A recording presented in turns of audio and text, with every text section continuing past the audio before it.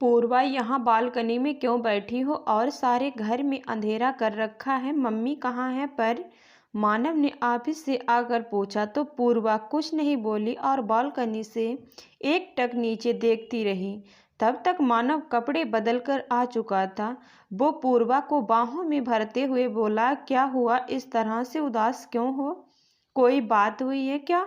मुझे बहुत तेज से भूख लग रही है, मन कर रहा है बस खाना मिल जाए।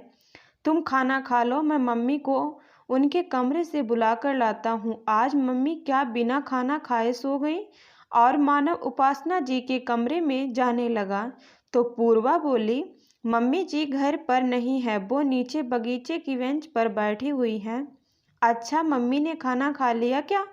तुम्हें सिर्फ अपनी मम्मी की परवाह है, उन्होंने खाना खाया या नहीं ही, दवाई ली या नहीं ही, मेरी तो तनिक भी चिंता नहीं है। मैं भी भूखी बैठी हूँ, एक बार भी नहीं पूछा। सारी फिक्र और चिंताएं मम्मी की करनी थी तो मुझसे शादी क्यों की, मेरी जिंदगी बर्बाद क्यों की? और उसने गुस्से में दरवाज़ा बंद कर लिया। मानव हक्का बक्का सर रह गया। ये अचानक पूर्वा को क्या हो जाता है? वो मम्मी से इतना क्यों चिढ़ती हैं? मम्मी तो इतनी अच्छी हैं, कभी उसे कुछ नहीं कहती हैं। मानव नीचे बगीचे में गया तो देखा मम्मी गुमसुम सी बैठी थी। उन्होंने जैसे ही मानव को अपनी ओर आते देखा तो उनके होठों पर हंसी बिखर गई।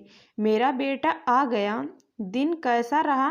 तूने खाना खाया या नहीं ही? चल मैं तेरा खाना लगा देती हूँ। और वो बिना कुछ सुने बेंच से उठकर चल दी। मानव पीछे पीछे चला गया। उपासना जी ने खाना लगा दिया और पूर्वा को आवाज़ लगाई, पूर्वा खाना खा लो आके।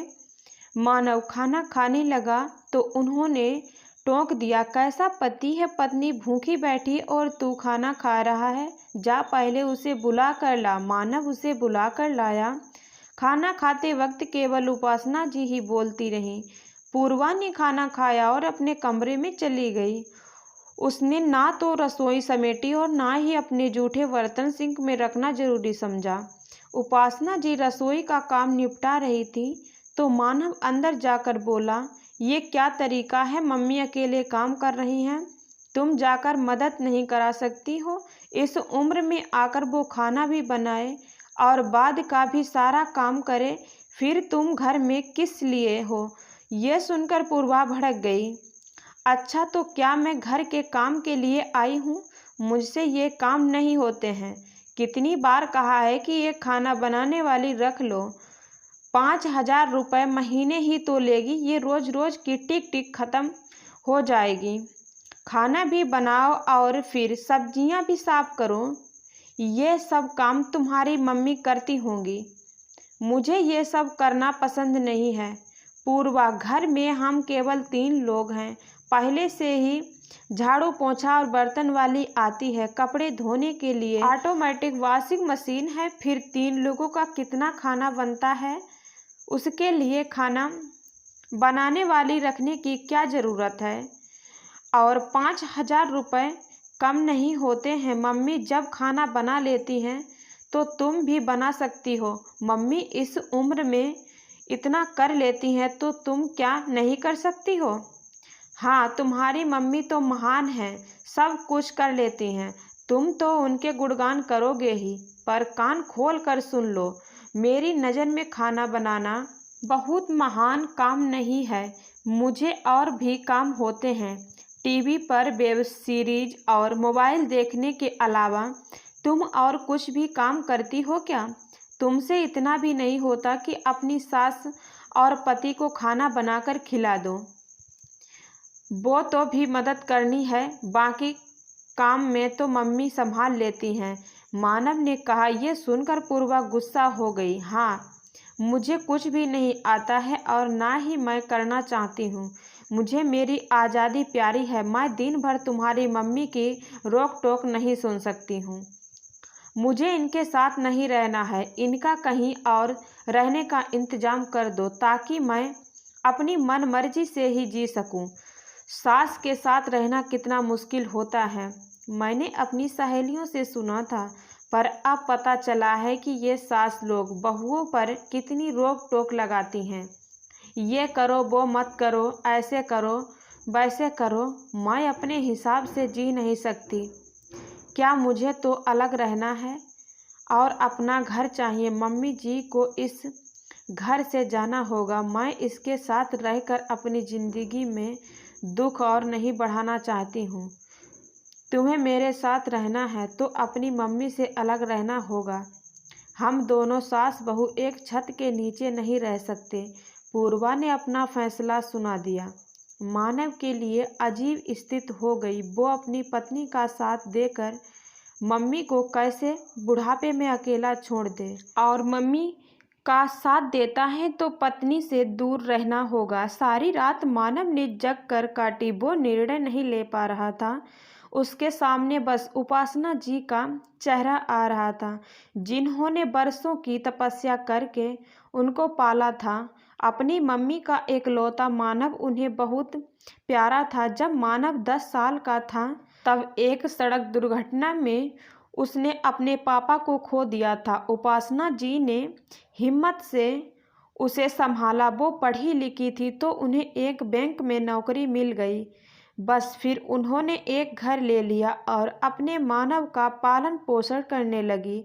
मानव की पढ़ाई और खान पीन में कोई कमी नहीं थी।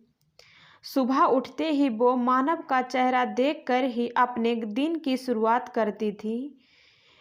खुद पति की मौत के दुख में अकेले दुखी रहती थी, पर उन्होंने अपने बेटे को अपने आंसू कभी नहीं दिखाए। मानव छोटा था तो कुछ नहीं समझता था, पर जब बड़ा हुआ तो दोस्तों और रिश्तेदारों के बच्चों को अपने पापा के साथ देखता था तो अपने पापा की बहुत कमी महसूस करता था। उपासना जी तब अपने बेटे का अकेलापन समझाती थीं और उसे दूर करने का प्रयास करती थीं।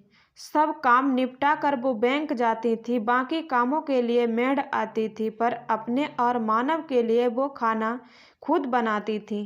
कहती थी, मेड के हाथों से बनाए खाने में मेरे बेटे को माँ का प्यार कहाँ मिलेगा। कुछ समय बाद मानव ने उपासना जी को स्वेच्छा से रिटायरमेंट लेने को कहा, ताकि वो घर पर आराम कर सके और व्यर्थ की भाग दौड़ ना करें। अब मानव भी कमाने लगा था और उनके रिश्ते भी बात चलने लगी थी। अच्छा घर बर देखा तो पूर्वा के घर वालों ने रिश्ता तय कर दिया। पूर्वा की शादी को 6 महीने भी नहीं हुए थे कि वो उपासना जी से झगड़ने लगी थी। उसे अपनी सास की कहीं कोई भी बात अच्छी नहीं लगती थी। वो उनसे चिढ़ने लगी थी। ये भी बात मानव को परेशान करने लगी थी। शादी के कुछ समय वो देर तक सोकर उठती थी तो उपासना जी कुछ नहीं कहती थी। कई बार मानव ऑफिस चला जाता तो वो उसके जाने के बाद उठती थी। एक दिन उन्होंने बोल ही दिया, बहू चाहे रसोई में काम करने को जल्दी मत उठा कर, पर अपने पति के ऑफिस जाने से पहले उठ जाया कर, उसे भी अच्छा लगेगा। ये सुनते ही पूर्वा गुस्सा हो गई। मेरी सहेलियां सच कहती थीं कि सास कभी बहू को सोने नहीं देती है, और वो भी सब हो रहा है। उपासना जी की हर सही और उचित बात का वो गलत मतलब निकालने लगी थी। मानव ने 2-3 दिन सोचा और एक दिन उसने अपना और पूर्वा का सामान पैक कर दिया और उसे उठाया। पूर्वा, सामान बांध लिया है और तैयार हो जाओ, हम बाहर जा रहे हैं। ये सुनते ही वो खुश हो गई और तैयार हो गई। वो सोच रही थी, अच्छा है, कुछ दिनों के लिए सास से मुक्ति मिल जाएगी। मानव, जल्दी आकर निकलो, बाहर खड़े खड़े गर्मी लग रही है। तभी उधर से ऑटो आता है और वो उसे बैठने को कहता है। और मानव, हम और ऑटो में कहाँ जा रहे हैं? तुमने कार क्यों नहीं निकाली? उनसे पूछा। पूर्वा, वो कार मेरी नहीं थी, मम्मी ने अपने रिटायरमेंट के रुपयों से ली थी, तो मैं वो कार इस्तेमाल कैसे करता? मानव ने अपनी बात भी पूरी नहीं की थी कि ऑटो एक घर के आगे रुक गया। दोनों नीचे उतरे। पूर्वा, आज से हम इसी घर में रहेंगे। तुम्हें नए सिरे से अपना घर बसाना होगा। क्या कह रहे हो? मैं इस छोटे से घर में कैसे रहूँगी? हमारे घर का बाथरूम ही यहाँ के बेडरूम से बड़ा है। पूर्वा आश्चर्य से बोली, हाँ लेकिन वो मम्मी का घर है, उन्होंने अपनी कमाई से लिया है। तुम्हें मम्मी के साथ नहीं रहना था, इसीलिए यहाँ पर लेकर आ गया। अब हम अपने छोटे से आशियाने में रहेंगे। तुम मम्मी से दूर रहना चाहती थी ना, तो मुझे ये भी उपाय सूझा। अच्छा, तो तुम किसी अच्छी सोसाइटी में घर क्यों नहीं ले सकते थे? और हम कुछ ही कपड़े लेकर आए हैं, बाकी का सामान कहाँ से लाएंगे? सोसाइटी में किराया काफ़ी महंगा है और अब अपने पैसों से सब बसाएंगे। अब मम्मी ने भी तो एक एक पैसा जोड़कर वो घर बसाया था, उसे सजाया था। हम भी कुछ सालों में उससे भी अच्छा घर ले लेंगे, मानव ने समझाया। रात भर पूर्वा सो ना पाई। मानव, यहाँ तो ऐसी भी नहीं है। बड़ी मुश्किल से रात कटी तो सुबह पूर्वा की नींद नहीं खुली। मानव ने जगाया, पूर्वा कुछ खाने का इंतजाम कर दो। तो पूर्वा टूट गई। ये क्या सब लगा रखा है? मैंने मम्मी जी को घर से निकालने को बोला था, तुम तो मुझे ही घर से निकाल कर ले आए हो। यहाँ कुछ सुविधाएं भी नहीं हैं। घर बसाते हुए तो सालों निकल जाएंगे। वहाँ तो मम्मी जी हर बात संभाल लेती थीं, खाना भी वो बना देती थी। मुझे तो कुछ भी नहीं करना पड़ता था। मुझे वापस घर जाना है। पूर्वा की बात सुनकर मानव बोला, लेकिन तुम तो एक छत के नीचे मम्मी के साथ रहना नहीं चाहती हो। तुमने कितनी आसानी से कह दिया कि अपनी मम्मी को कहीं भेज दो। जिस मम्मी ने पूरी उम्र घर बसाने में लगा दी, उन्हें ही उनके घर से कैसे निकाल देता? तुम्हारे भी भाभी हैं, तो तुम्हारी मम्मी को घर से निकाल देंगी तो उन्हें कैसा लगेगा? तुम्हारे माता पिता तुम्हारे सपनों को पूरा करते हैं, हमारे लिए एक एक करके सारी सुविधाएं जुटाते हैं, हमारे खाने पीने रहने पढ़ाई तक का ध्यान रखते हैं, और हम हैं कि उनसे ही अलग होना चाहते हैं। जब हम बच्चे होते हैं, नासमझ होते हैं, तो वो हमारा पूरा ध्यान रखते हैं, और जब वो अकेले और बीमार होते हैं तो हम उन्हें छोड़ कर अपना घर अलग, अपना आशियाना सजा लेते हैं। पूर्वा, मम्मी ने कभी तुम्हें ताना मारा, काम ना करने का उलाहना दिया, कभी तंग किया? तुम्हारे खाने पीने पर पाबंदी भी नहीं लगाई, तभी तुम्हारे रहन सहन पर टोका टाकी की हो तो बताओ। नहीं मानव, उन्होंने कभी नहीं, ऐसा कुछ नहीं किया। उन्होंने तो मुझे हमेशा अपने हाथों में रखा है। मैं ही उनके प्यार और दुलार को समझ नहीं पाई, उन्हें गलत समझती रही। कुछ सहेलियों ने बताया था कि सास कभी भी माँ नहीं बन सकती, तो मैंने सोचा उनसे अलग हो जाती हूँ। काश मैं सास को माँ समझ पाती, तो आज मुझे ये दिन नहीं देखना पड़ता। वह पूर्वा, तुमने कितनी आसानी से सोच लिया कि अलग हो जाती हूँ। एक माँ को अपने बेटे से दूर कर दिया। तुमने एक घर के दो घर करने चाहे, ये सब कुछ आसान है। आज मैं जो कुछ भी हूँ, मम्मी की वजह से हूँ। मम्मी ने मुझे भी बहुत कुछ सिखाया है।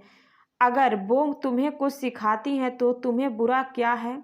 आखिर तुम्हारी मम्मी भी कभी कुछ सिखाती थी तो कभी डांटती थी, तो क्या तुम घर छोड़कर चली जाती थी?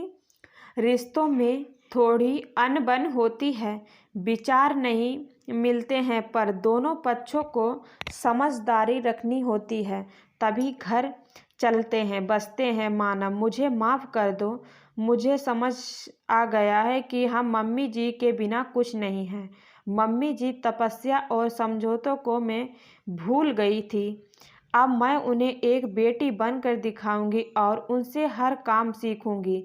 मुझे उनके पास ले चलो। पूर्वा ने सिर झुकाकर कहा। थोड़ी देर बाद उनके सामने उपासना जी थी। तुम दोनों अचानक यहाँ इस घर में कैसे चले आए? मैं अपने बेटे बहू के बिना कैसे रहूँगी? अभी थोड़ी देर पहले मानव ने लाइव लोकेशन भेजी थी तो मैं चली आई। ये कहकर उपासना जी ने दोनों को गले लगा लिया। आज पूर्वा ने अपनी सास में माँ का प्यार महसूस किया और उनसे अपने बुरे व्यवहार के लिए माफ़ी मांगी।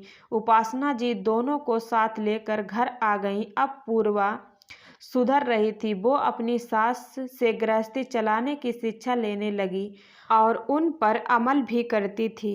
कुछ ही सालों में पूर्वा ने सब कुछ सीख लिया और अब भी वो अपनी सास से सलाह लेना नहीं भूलती थी। मानव भी खुश रहने लगा था। जिस घर में माँ और पत्नी दोनों खुश रहती हों, वहाँ बेटे के चेहरे पर भी एक मुस्कान सजी रहती है।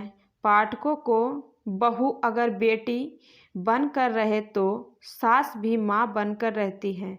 कोई भी रिश्ता निभाना मुश्किल नहीं है, ज़रूरत है थोड़े से प्यार और विश्वास की। आपको कहानी कैसी लगी? आप मुझे लाइक शेयर कमेंट ज़रूर करें। चैनल पर नए हैं तो सब्सक्राइब ज़रूर करें। धन्यवाद दोस्तों।